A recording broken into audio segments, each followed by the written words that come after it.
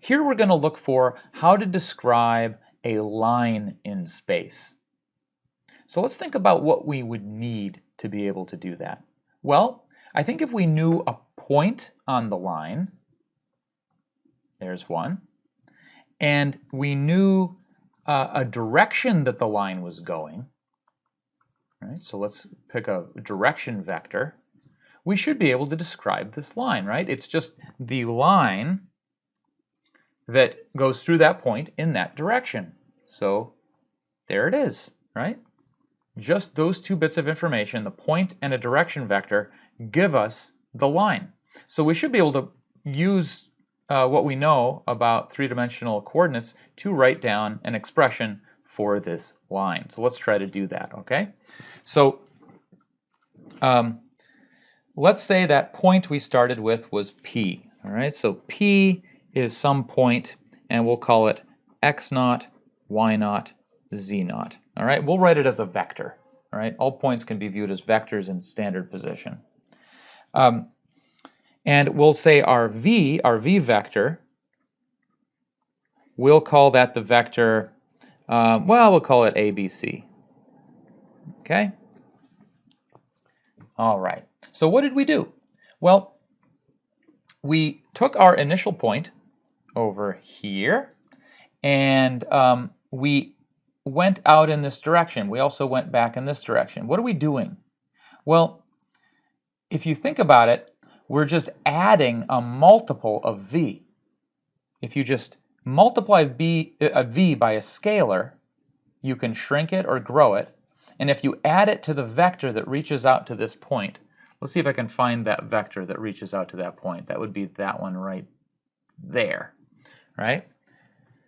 And if I just add a multiple of v to that vector, I'll get another point on the line, right? So we're just taking P and adding a multiple of V. So that's how we can describe our line.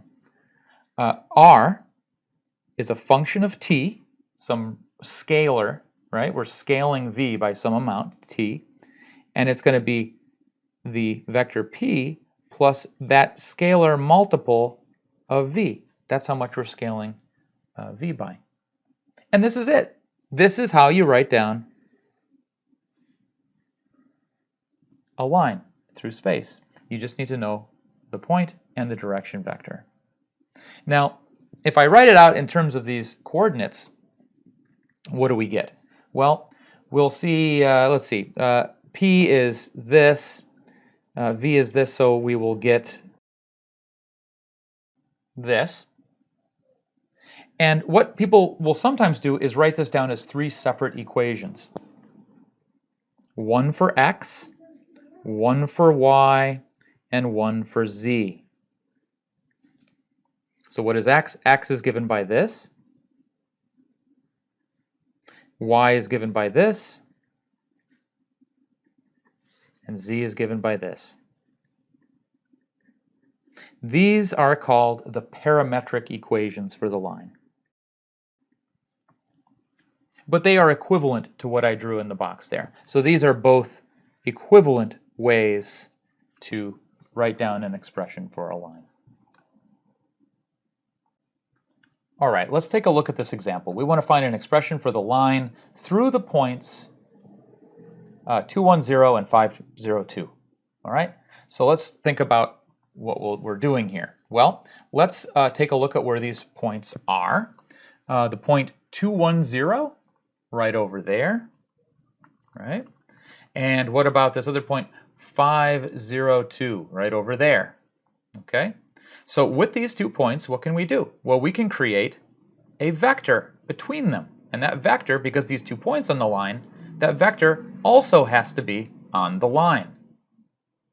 So how do we, and that'll be this vector right here. How do we get that vector? Well, we just take the difference of these 2 points, right? So that vector V will be the difference. So 5 minus 2 is 3, 0 minus 1 is -1, 2 minus 0 is 2. So there's our vector V.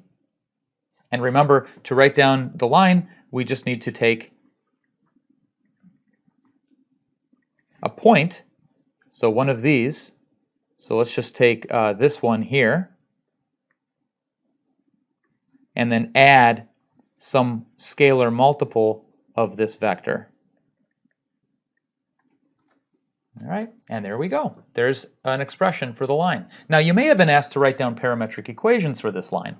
How would we write these down? Well, the x component is going to be 2 plus 3t. The y component is going to be 1 plus negative 1t.